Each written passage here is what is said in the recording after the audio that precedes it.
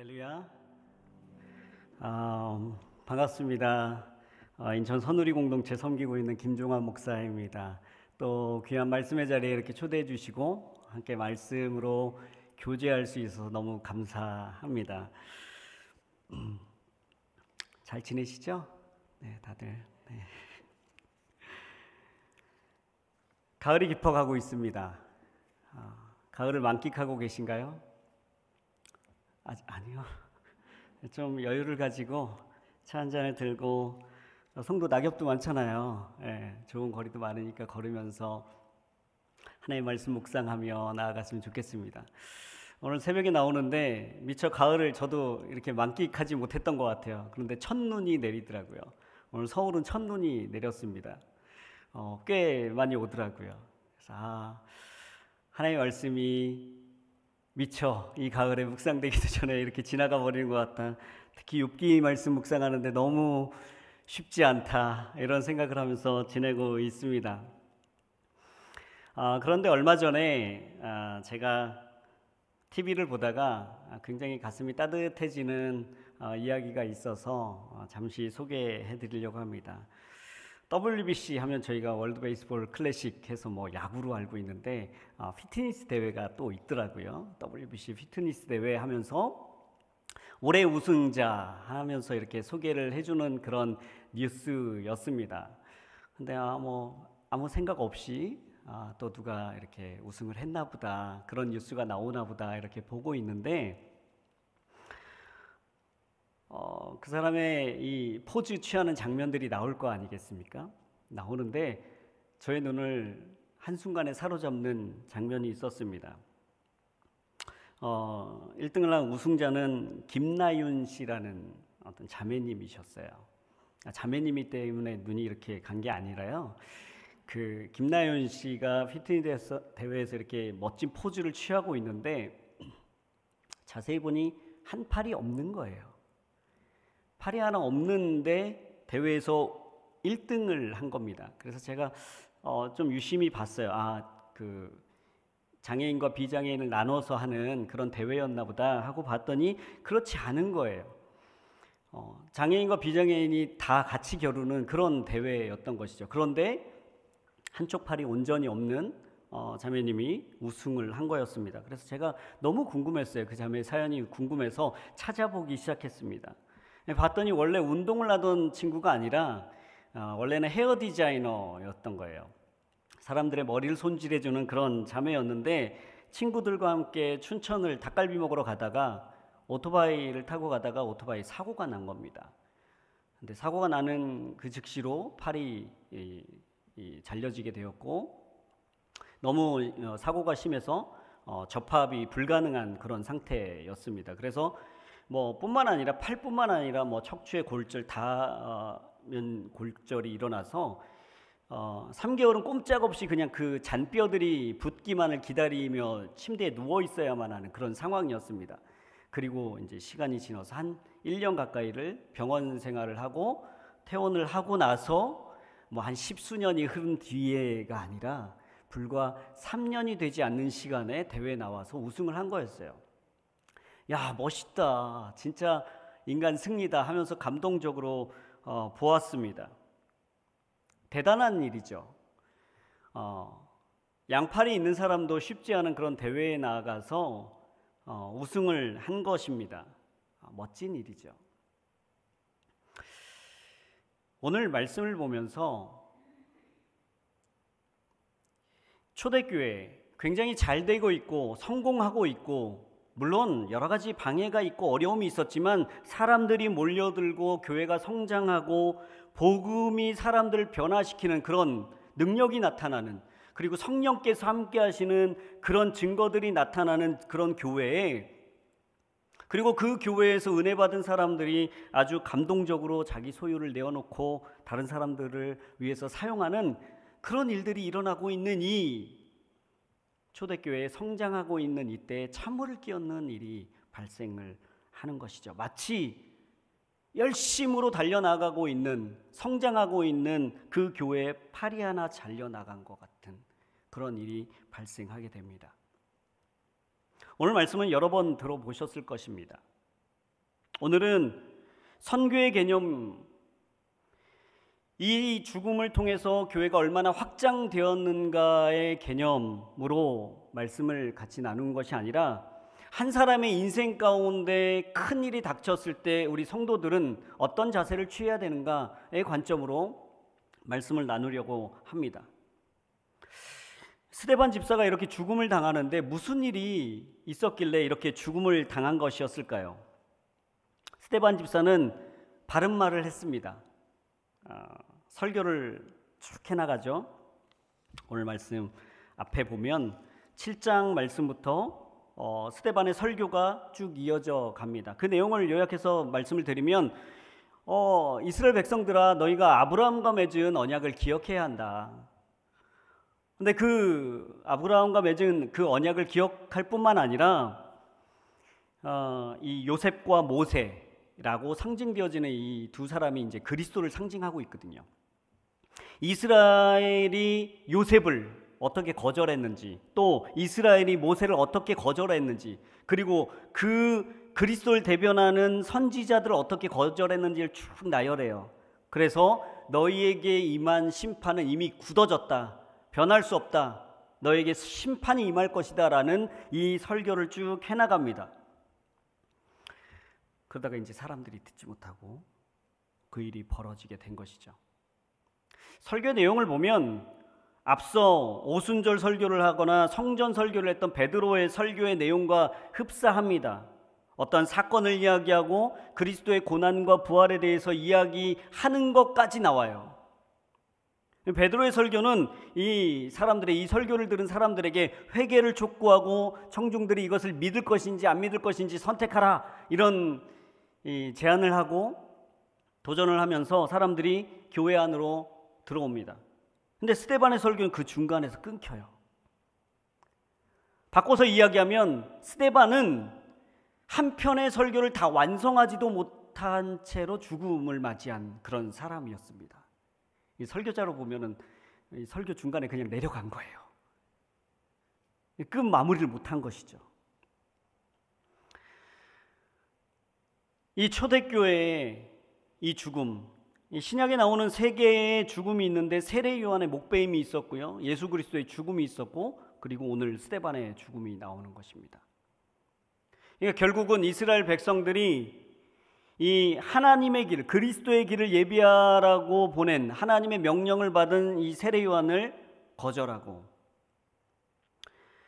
하나님의 아들 그리스도를 십자가에 못 박음으로써 하나님의 아들을 배척하고 성령께서 충만하게 임하셨던 이 사람을 죽임으로써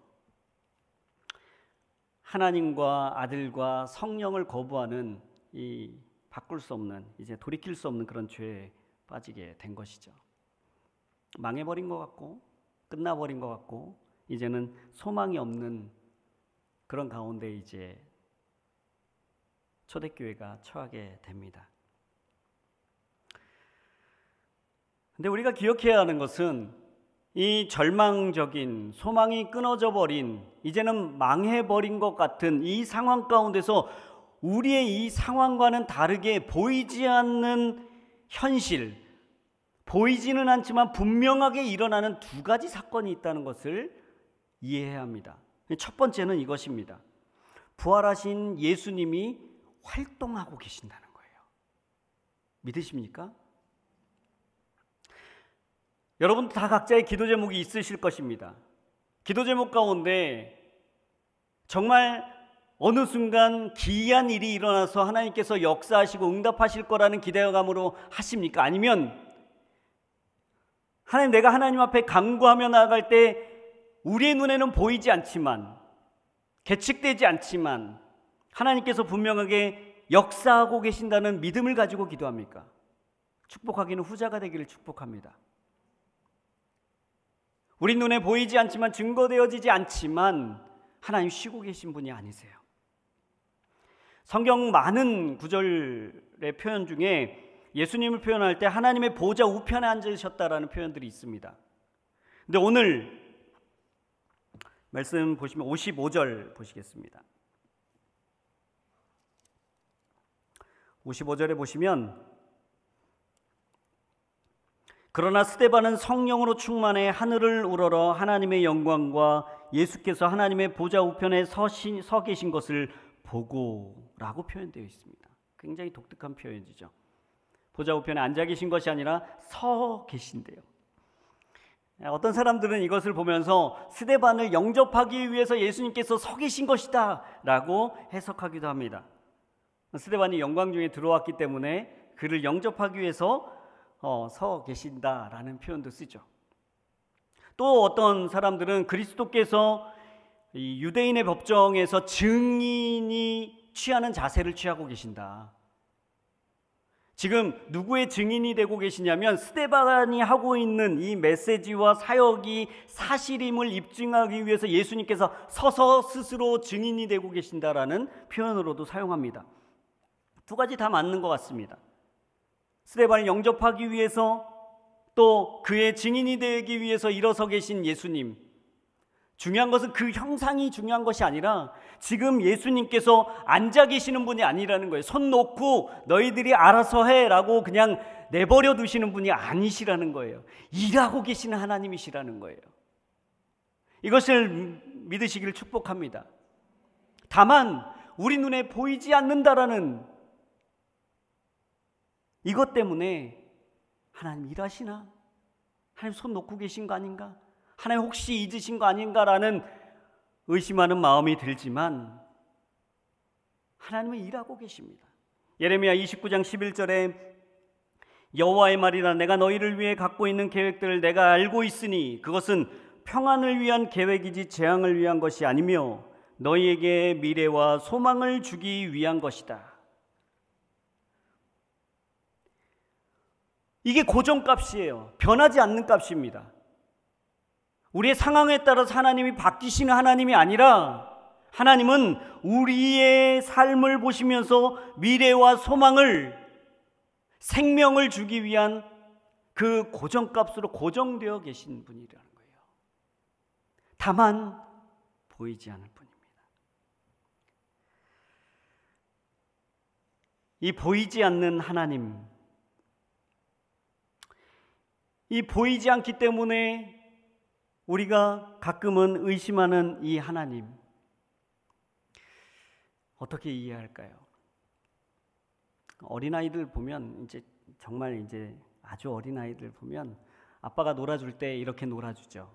수건을 한 장 갖다 놓고 아빠 없어진다 하고 수건 뒤에 숨으면 아이는 정말 아빠가 사라진 줄 알아요.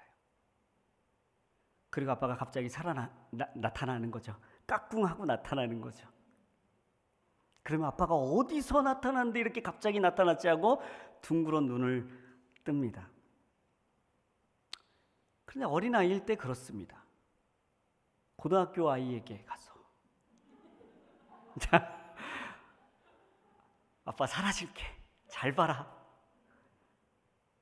그러지 않습니다. 왜냐하면 이미 성장해가는 과정 속에서 아빠가 정말 사라지는 것이 아니라 그 뒤에 숨어 계시는 아빠라는 거.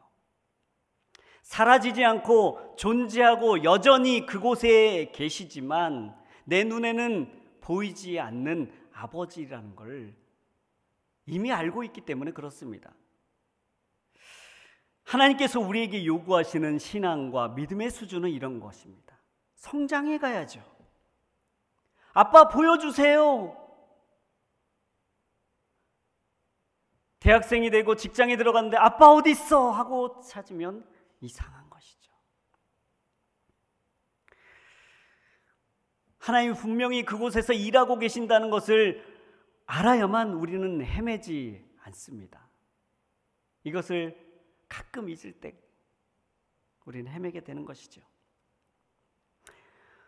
다음 주 11월 18일이 수능 날입니다. 너무 먼 얘기십니까? 혹시 다 키워놔서 이제 수능과는 상관이 없으십니까? 아니면 아직 어려서 아직 멀었습니까? 11월 18일이 수능 날입니다. 수학 능력 평가 시험일입니다.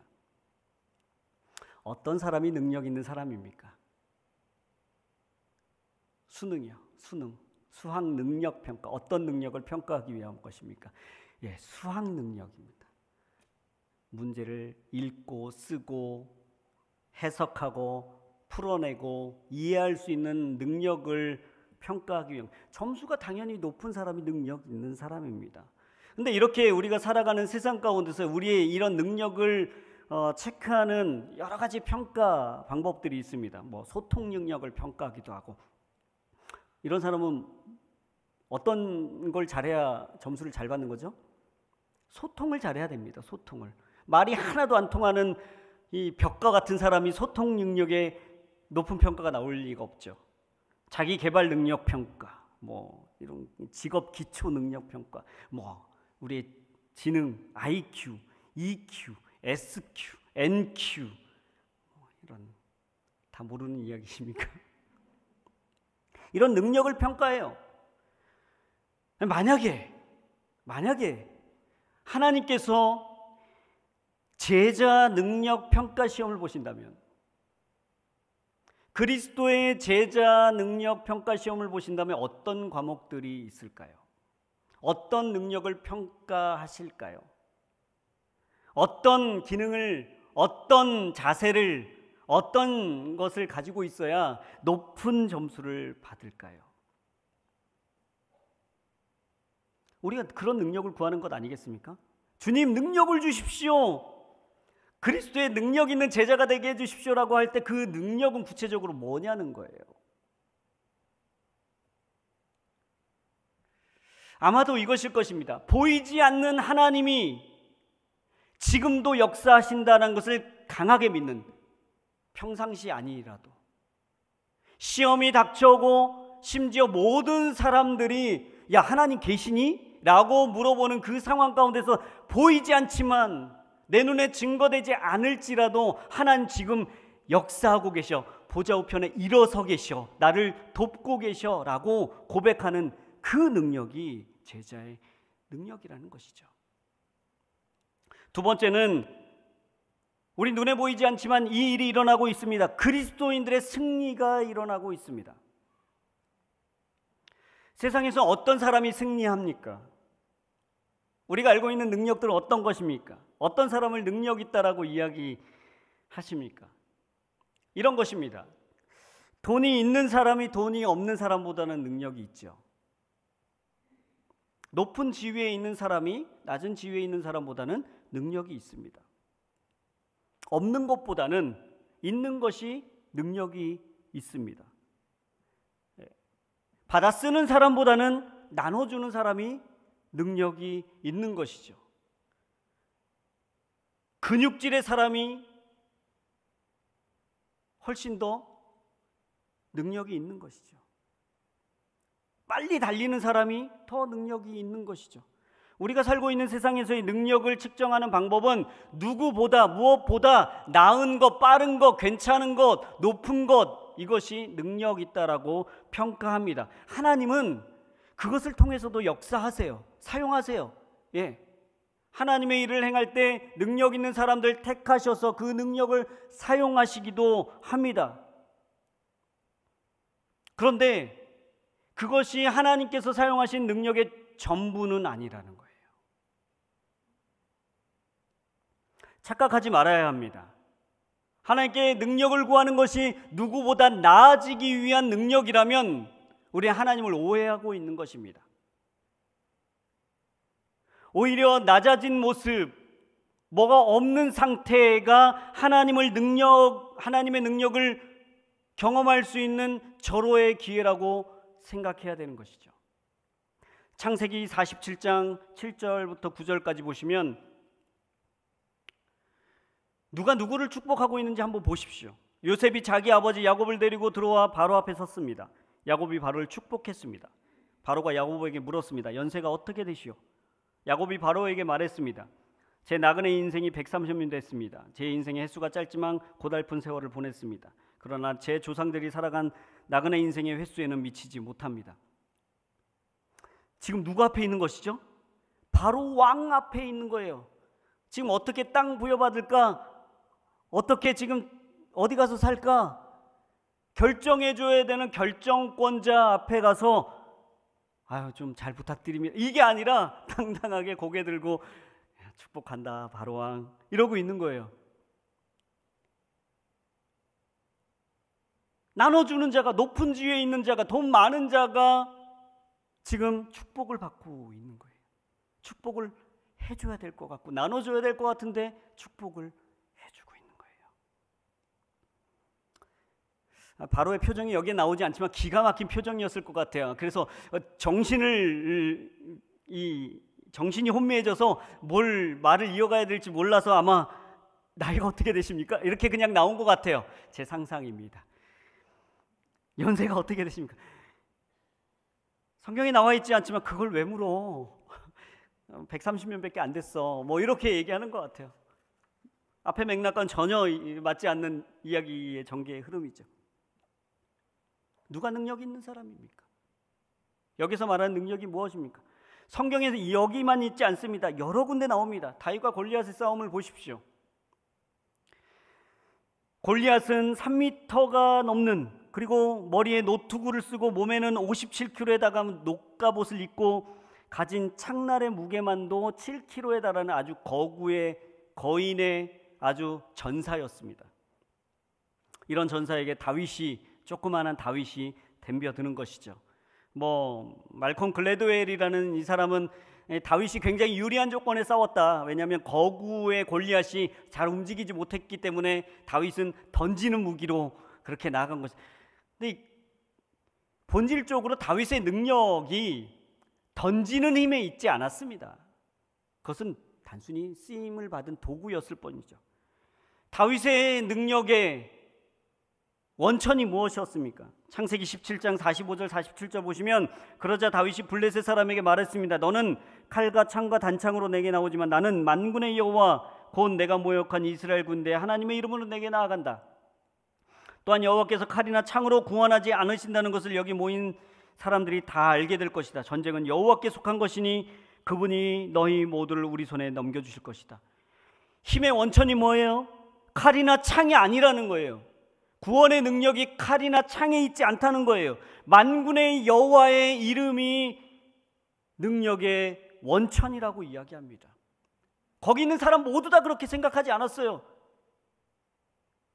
체격이나 가지고 있는 무기나 전적이나 한 번도 싸워보지 않은 다윗과 백전백승하는 이 골리앗의 싸움은, 그들에겐 능력 있는 사람은 골리앗이고 능력 없는 사람은, 무시해도 될 만한 사람은 다윗의 이야기였던 것이죠. 사도행전 3장 6절에 나오는 성전 미문 앞에 앉은 맹인을 일으키는 베드로의 이야기도 마찬가지입니다. 베드로가 은과 금은 내게 없으나 내게 있는 것을 당신에게 주겠소. 나사렛 예수 그리스도의 이름으로 일어나 걸으시오. 이렇게 얘기하지 않습니까? 그가 뭘 원하는데요? 지금 동전 구걸하고 있습니다. 동전. 성전 미문 앞에서 동전 구걸하고 있는 사람에게 나는 돈 없는데, 그러면 거기에서 말이 잘리고 없으면 그냥 가십시오. 이렇게 해도 무시당해도 괜찮을 만한 조건을 가진 사람들이에요. 근데 이야기하지 않습니까? 은과 금은 내게 없습니다. 그것이 능력이 아닙니다. 그것이 진짜 당신을 도와주는 그 능력이 아닙니다를 전제로 하고 있는 거예요. 나사렛 예수 그리스도의 이름, 만군의 여호와의 이름이 우리 믿는 자들에게 능력입니다라고 선포하고 있는 것이죠. 우리는 어떤 하나님, 어떤 능력의 하나님을 구하며 나아갑니까? 혹시 거기에서 예수 그리스도만 쏙 빼면 세상이 요구하고 있는 능력, 힘, 권력, 그것과 다름이 없다면 우리는 하나님을 잘못 믿고 있는 것입니다. 우리가 믿고 있는 하나님은 그 세상의 것들을 사용하시기도 하지만 그것 없이도 역사하시는 하나님, 능력의 하나님을 자랑하는 그 제자들을 부르시는 하나님이시라는 것을 우리는 분명히 기억해야 합니다. 왜냐하면 우리 교회 안에도 이런 생각들이 너무나도 팽배하기 때문에 그래요. 우리 자녀들의 생각 속에도 너무 이런 생각들이 팽배합니다. 그래서 이제 시작입니다. 이미 시작됐죠. 고3 이야기를 했으니까. 수시에 합격된 친구들은 능력 있는 친구들입니다. 반에서도 당당해요. 수능을 보고 정시로 가야 되는 친구들은 그 될 때까지 그냥 마치 아직 시도해보지도 않았는데 패배자의 마음처럼 그렇게 교실 안에서 살아가요. 제가 예전에 고3을 맡을 때, 고등부를 맡을 때 이야기입니다. 제가 우리 친구들 중에 이제 너무 힘들게 공부하고 이렇게 애쓰는 친구들이 있어서 식사를 사줬습니다. 맛있는 소고기를 사줬어요. 근데 고기를 굽기 시작하는데 얘가 안 먹는 거예요. 슬픈 표정으로 있는 거예요. 그래서 미처 제가 왜냐고 물어보기도 전에 한숨을 푹 쉬면서 그러는 거예요. 목사님, 이거 보세요. 고기도 등급이 있는데 제 등급은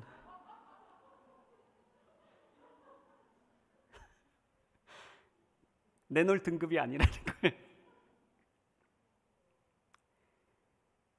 장마철에 뉴스를 보면서 태풍이 우리나라를 관통해서 지나가고 있습니다를 보면서 한숨을 푹 쉬어요. 너는 좋겠다. 진로가 정해져 있어서.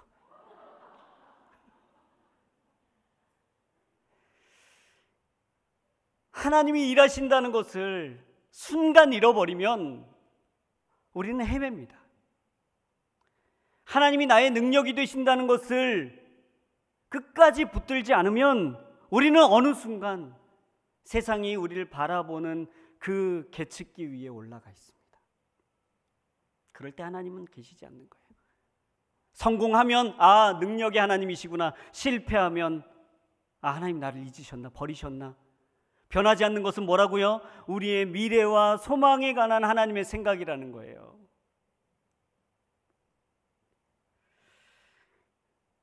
고린도후서, 제가 요즘에 많이 설교하는 설교입니다. 우리 다락방 예배 때 항상 설교하는 본문입니다. 이 고린도후서 12장 7절에서 10절에 뭐라고 나오냐면, 이 사도 바울이, 오늘 이 옷을 담당하고 있던 사도 바울이 이제 회심하고 하나님의 일을 감당합니다. 가는 곳마다 목숨을 걸고, 목숨을 빼앗던 사람이 목숨을 걸고 복음을 전하고 교회를 만들고 이 복음 사역을 해나가요. 사람을 바꾸신 하나님, 그래서 결국은 그 사람을 통해서 복음이 전파되도록 그렇게 하실 때 우리가 얼마나 예쁩니까? 목숨 걸고 자기가 핍박하던 그리스도인들의 편에 서서 이제는 핍박받기로 이 작정한 이 사람이 얼마나 예쁩니까? 능력이 임해야 되는 것 맞지요. 근데 사도 바울에게 심각한 문제가 있었습니다. 그것은 육체의 가시가 있었다는 거예요.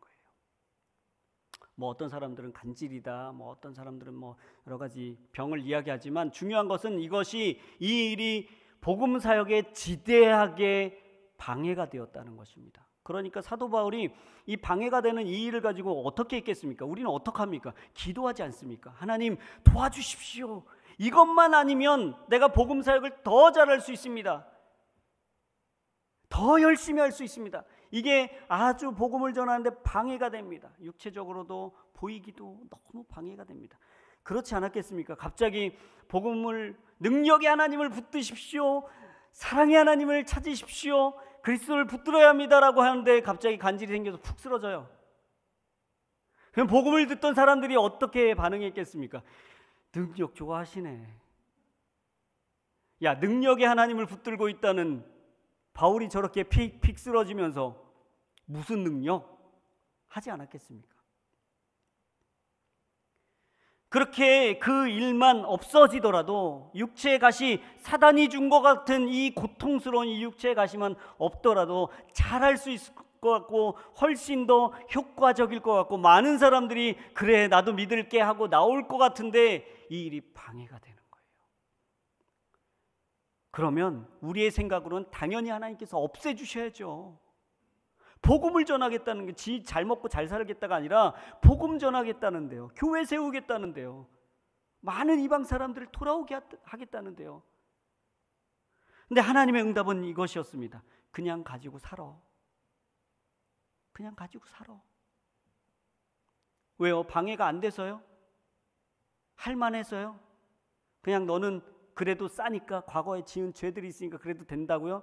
아니요. 이것이 방해가 안 된 일이 아니었습니다. 방해가 되었습니다. 복음에도 방해가 되었습니다. 그런데 이것을 가지고 살으라고 말씀하시는 이유는 그 은혜가 족하기 때문에 그렇습니다. 왜 은혜라고 이야기하나요? 왜 육체의 가시가 여전히 있는 고난이, 고통이 왜 온전한, 괜찮은 은혜라고 이렇게 이야기합니까?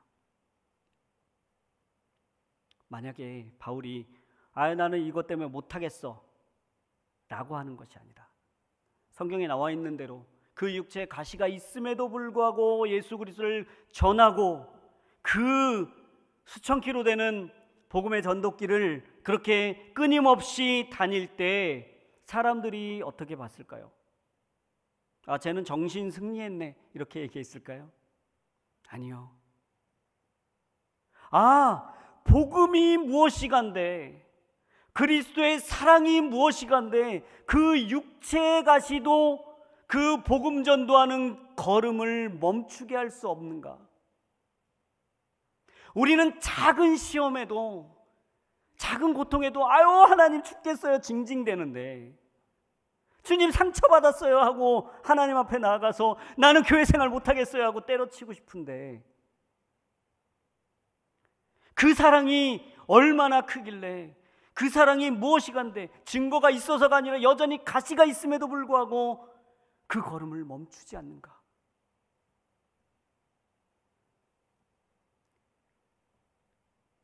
그 육체의 가시를 모두 포함시키고도 남을 만한 그 사랑이 얼마나 큰가, 이렇게 이야기하지 않았겠습니까? 가시를 제거하는 것이 능력 맞습니다. 그렇게 하나님께서 우리에게 능력을 베풀어 줄 수 있습니다. 그러나 그것보다 더 큰 능력은 계속 붙어있는 가시가, 그럼에도 불구하고 나의 사역, 나의 신앙생활, 나의 헌신을 멈출 수 없는 능력이 우리가 붙들어야 될 하나님의 능력인 줄로 믿습니다. 사도행전 5장 41절에 사도들이 이렇게 고백해요. 사도들은 예수의 이름을 위해 모욕당하는 것이 합당하다고 생각하고 기뻐하며 공회를 떠났습니다. 기뻐하면서 떠난대요. 이 사람들이 하도 채찍에 맞아서 굳은 살이 박혀서 그랬겠습니까? 아니요. 채찍을 맞으면 저희나 사도들이나 똑같이 아픈 것이죠. 그들은 믿음이 있었으니까 훨씬 더 견딜만 했을까요? 아니요. 그것은 믿음을 잘못 이해하는 것입니다. 무슨 기적적인 힘이 나타나서 그랬을까요? 아니요. 똑같이 피 흘리고 똑같이 살점이 떨어져 나갔을 것입니다. 그럼에도 불구하고 그냥 정신 승리한 것이 아니라 정말로 고백하고 있는 이것은 기뻐하면서 하나님이 나를 그런 시험 받아도 내가 믿음을 지킬 거라는 그런 존재로 여겨주시는구나. 내가 무엇이간데 그런 존재로, 그런 제자로, 그런 사도로 여기시는가? 내가 너무 하나님의 그 큰 사랑을 받았구나. 이것이 나의 능력이구나. 이것이 나의 힘이구나. 이것이 나의 기쁨이구나 하고 공회를 떠나갔다는 거예요. 사랑하는 여러분, 이것이 우리의 능력입니다. 예수님을 붙드는 능력, 예수님을 예수님께 믿음으로 우리에게 주어지는 그 능력은 뭔가 어느 날 갑자기 신비한 능력이 임하는 것이 아니라 어떠한 상황 가운데서도 하나님을 끝까지 붙드는 이 능력이 우리의 능력이 되는 줄로 믿습니다.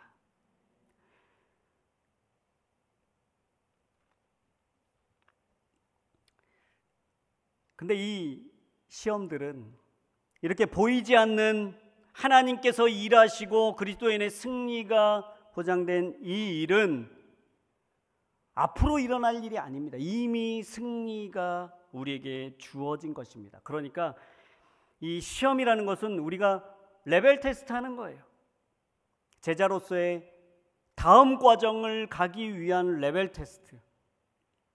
하나님께서 시험을 주시는 이런 시험이 우리에게 닥친 것은 이제 깍꿍하는 차원이 아니라 같이 캐치볼도 하고 같이 등산도 하면서, 어쩌면 아빠가 아들에게 이 일 좀 도와주지 않을래? 라고 말했을 때 아빠 그거 제가 해볼게요 라고 미숙하지만 연약하지만 해볼게요 라고 하는 그 헌신하는 마음을 우리에게 요구하시는 줄 믿습니다. 그 단계로 나아가시기를 축복합니다. 그냥 있으면 안 됩니다. 똑같은 계란도 스스로 깨고 나오면 병아리가 됩니다. 남이 깨주면요 후라이가 됩니다. 죽순도요 어느 때가 돼서 자라나면 아주 키가 30m나 되는 대나무가 됩니다. 그것을 못 기다리고 끝내면요 우리 집에 반찬이 되는 것이죠. 우리의 신앙은 하나님께서 늘 함께 하신다는, 하나님의 능력을 붙들었다는, 그래서 어느 순간 큰 능력이 임할 거라는 그 시간을 기다리는 것이 아니라 오늘 하루를 살아갈 때 내가 그 하나님을 붙들겠노라, 그 하나님을 내가 끝까지 놓지 않겠노라 하는 그 고백이 우리의 능력이 되는 것입니다. 그리스도인이라고 하는 이 사람들은 그리스도파, 그리스도의 추종자, 그리스도의 십자가에 묶임받은 사람들이란 뜻이죠. 그저 따로 놀다가 그냥 내 마음 편한 대로 놀다가 그렇게 살다가 그렇게 결정하다가 곤란이 처했을 때만 하나님을 아르바이트생처럼 쓰는 사람들이 아닙니다. 하나님 우리의 주인 되시거든요. 우리의 필요할 때 갖다 쓰는 하나님은 이스라엘 백성들이, 유대인들이 정말 자신들이 어려울 때만 찾았던 하나님을 믿는 것과 다름이 없습니다. 하나님은 우리와 동행하신 하나님, 우리의 주인 되어주시는 하나님이시라는 것이죠. 목사님, 그래도 나의 삶이 괴로운데요, 힘든데요, 여전히 고통이 있고 시련이 있는데요, 그러신 분들 계십니까? 그 시련의 의미, 고통의 의미가 어느 지점에 있는지 다시 한번 말씀드리겠습니다. 마치 이런 것과 같습니다. 이해를 돕기 위해서 운동 경기를 보면 단거리를 막 뛰고 결승점을 지난 사람들의 표정을 한번 보십시오. 1등으로 들어온 사람들의 표정을 보십시오. 숨이 헐떡거려도, 죽을 것 같아도 미소가 지어져 있습니다. 왜요? 1등 했거든요. 장거리 마라톤을 뛰는 사람들의 표정을 한번 보십시오. 모든 경기가 승리로 끝나버린 경기들의 선수들의 표정을 한번 보십시오. 아무리 힘들어도, 피가 나고 얻어 터져서 얼굴이 이렇게 부어 있어도 씩 웃고 있습니다. 왜요? 이미 승리로 끝나버린 싸움이기 때문에 그렇습니다. 우리의 싸움은 이래야 합니다. 아직 경기가 끝나지 않은 것 같이 아유 나 어떻게 될지 몰라 하는 이런 죽상이 아니라 이미 승리했어. 그리스도의 십자가를 거쳐왔기 때문에 나는 이미 승리자야. 내 가는 걸음이 아무리 힘들어도, 그 다음 걸음이 아무리 힘들어도 나는 이미 승리의 통과점을 지나버린 사람이야 라는 그 미소가 우리 가운데 있어야 되는 것입니다. 그 승리의 통과점을, 결승점을 지나버린 사람이 누려야 될 것은 무엇입니까? 선수들이 다 자기의 국기를 들고 막 뛰어다니고 막 세레머니 하지 않습니까? 코치들도 나와서 함께 즐거워하지 않습니까? 맞아요. 우리가 그래야 돼요. 우리의 살아가는 날들이 주님의 승리의 깃발을 들고 주님과 동행하면서 그 승리를 만끽하는 삶이 우리의 삶이 되어야 되는 줄로 믿습니다. 힘드신가요? 어려우신가요? 궁금해졌어요. 김나윤 씨가 도대체 이 한팔이 없는 이 어려운 그 시간을 어떻게 이겨냈을지가 궁금했습니다. 찾아봤어요. 인터뷰도 찾아보고 봤습니다. 그런 인터뷰가 있더라고요. 이겨낼 수 있게 된 비결이 무엇인가? 그 어려운 상황, 다른 사람들은 다 포기하고 좌절했을 그 시간을 그렇게 이겨낼 수 있었던 것은 무엇인가? 여러 가지가 나왔지만 제 귀를 잡은 한마디는 이것이었습니다. 변하지 않는 것들이 있더라고요. 이 사람의 원래 직업이 뭐였다는지 말씀드렸죠. 미용사였습니다. 양손을 쓰는 사람이에요. 한 팔이 없으니까 그 일은 도저히 할 수 없는 일이죠. 그런데 그 샵의 사장님이 그 샵에서 일할 수 있는 다른 일을 맡긴 거예요. 그러니까 퇴원해서 가도 본인이 하던 일, 같이 오토바이를 타고 가던 친구들도 다 똑같이 여전히 나의 친구, 팔이 있건 없건 나의 친구들이고, 가족은 말할 것도 없죠.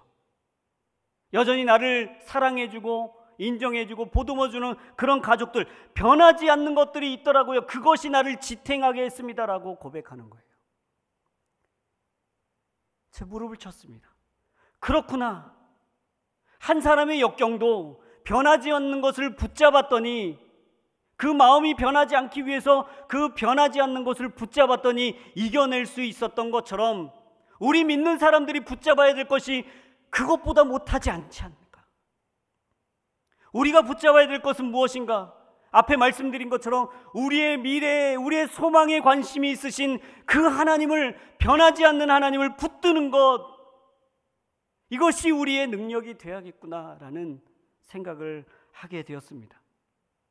세상의 승리의 조건은 조건이었습니다. 하지만 우리의 승리의 조건은 우리가 어느 편에 서는가, 이미 승리한 예수님의 편에 서는가, 아니면 그렇지 않은 편에 서는가의 싸움이라는 것입니다.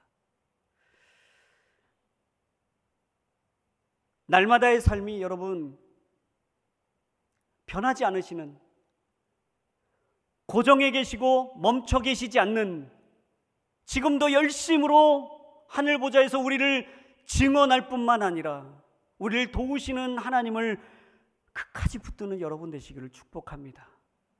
여러분의 앞으로의 날들이 때로는 얻어 터져서 막 이렇게 부어있는 권투선수가 같고, 42.195km를 달려서 다리를 쩔뚝쩔뚝거리며 발에 물집이 터져서 피가 흐르는 그런 마라톤 선수와 같고, 이제는 한 걸음도 걸을 수 없습니다라고 헐떡거리는 어떤 선수들과 같을지라도, 그 마음에 승리를 주시는 하나님, 십자가를 통과한 그 승리가 여러분의 날마다의 삶이 되기를 축복합니다.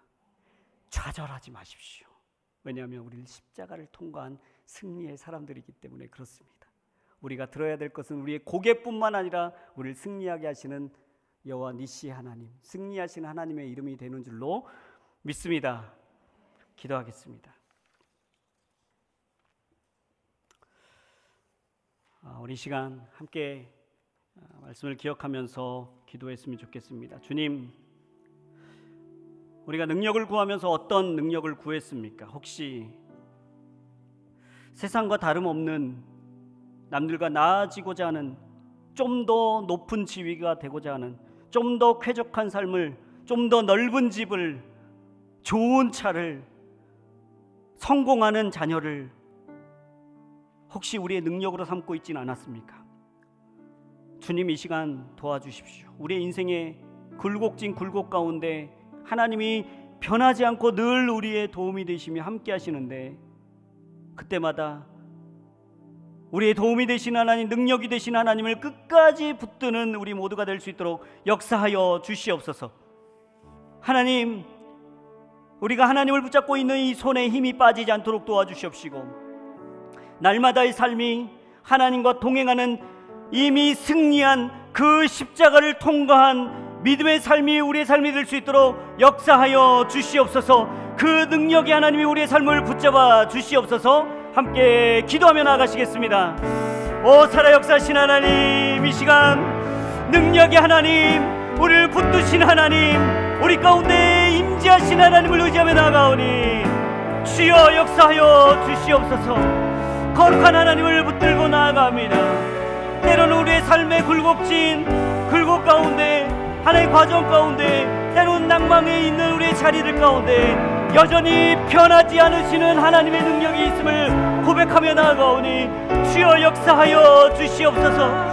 때로는 우리가 좌절하고 있을 그때 하나님, 우리 승리의 하나님 되심을 하나님 우리 마음 가운데, 우리 삶 가운데 다시 한번 말씀하여 주시옵시고, 성경의 많은 경우들 좌절하였지만 미처 승리라고 말할 수 없는 상황 가운데서도 하나님의 승리를 선포하며 나아갔던 믿음의 사람들이 우리의 믿음의 고백이 될 수 있도록 역사하여 주시옵소서. 거룩한 하나님을 바라보며 나아갑니다. 주여 역사하여 주시옵시고,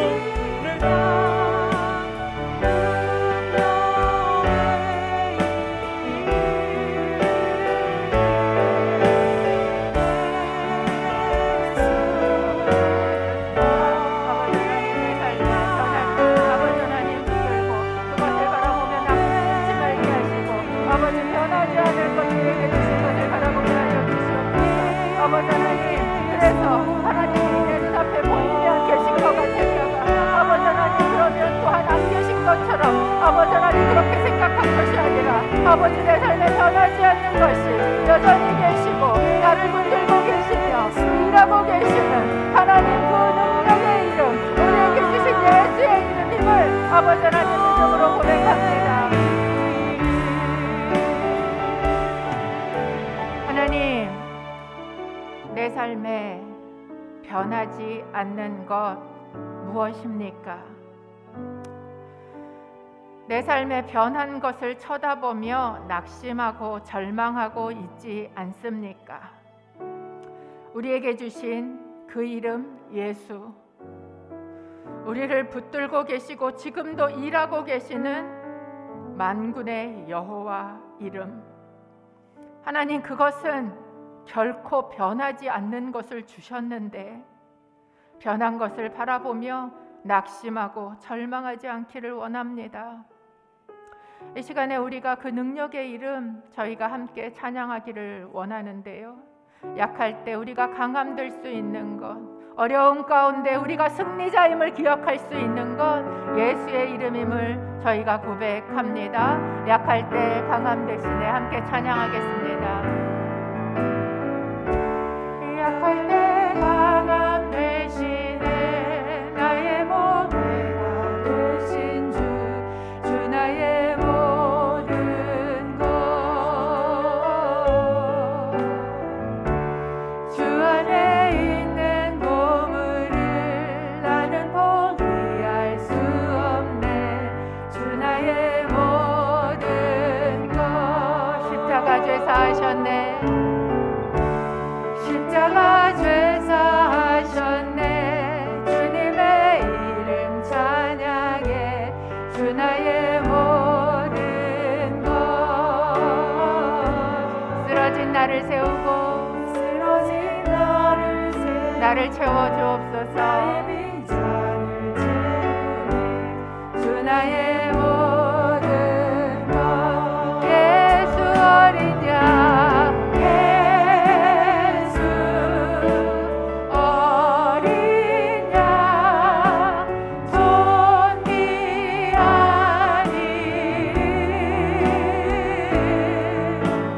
예수 어린 양, 존귀하니 예수 어린 양, 예수 어린 능력의 이름, 능력의 이름, 예수 어린 양, 예수 어린 양, 능력의 이름, 한 번 더 선포합니다. 예수 어린 양 승리의 이름. 예수 어린 승리의 이름. 승리의 이름.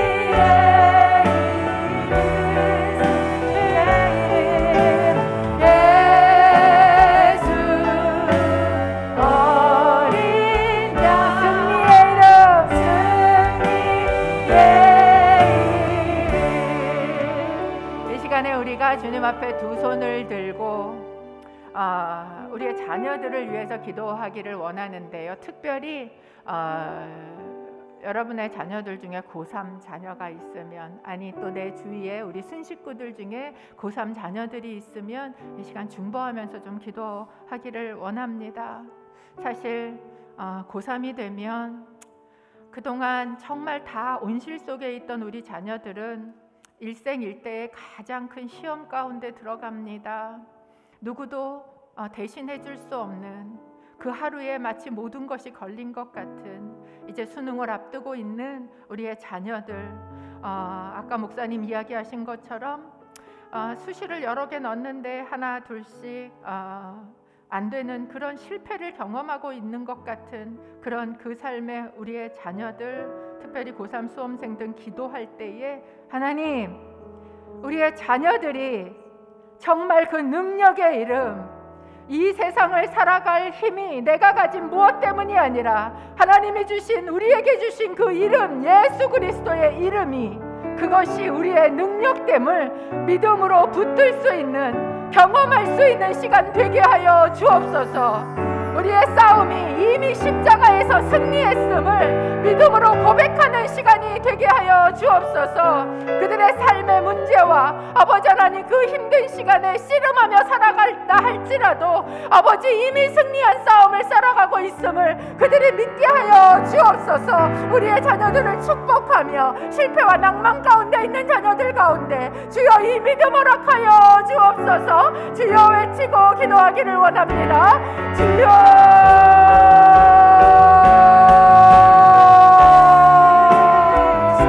아버지, 그렇습니다. 우리의 자녀들을 주님 앞에 올려드리며 기도합니다. 아버지, 생각대로 잘 되지 않는 가운데 있습니다.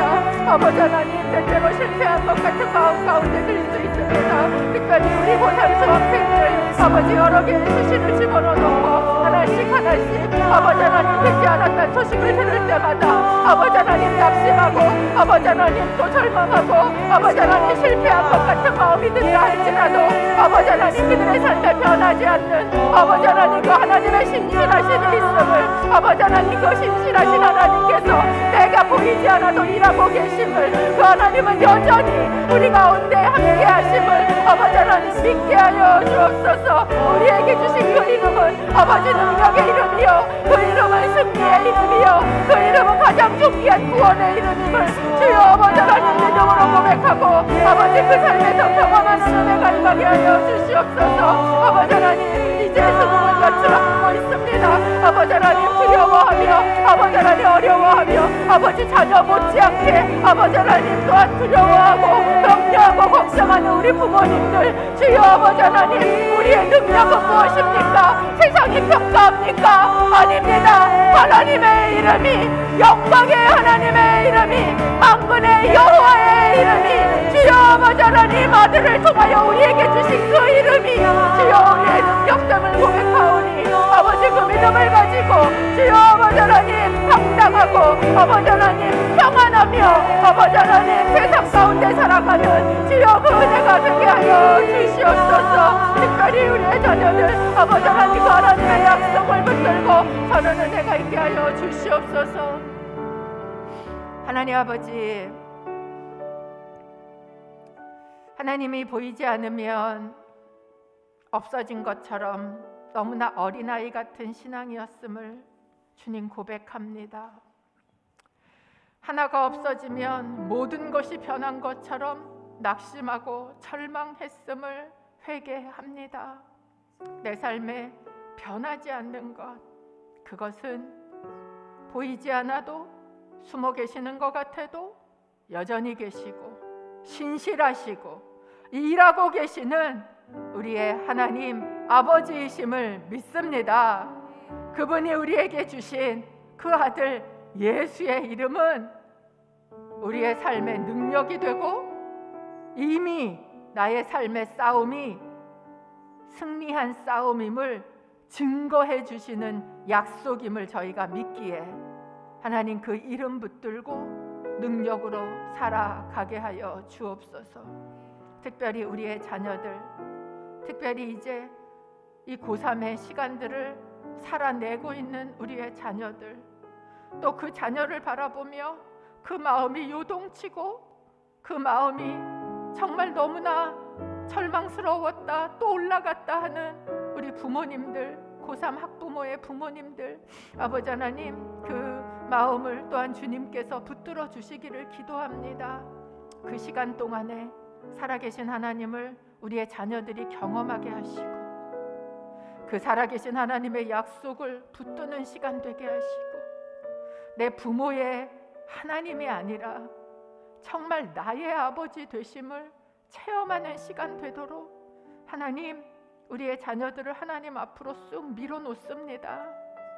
아버지, 아버지, 나의 아버지가 되셨듯이 그들의 아버지가 되시기에 하나님 믿음으로 그들을 아버지 앞에 놓고 저희는 그들을 붙들고 있던 손을 띄고 그 손을 하늘로 들고 기도합니다.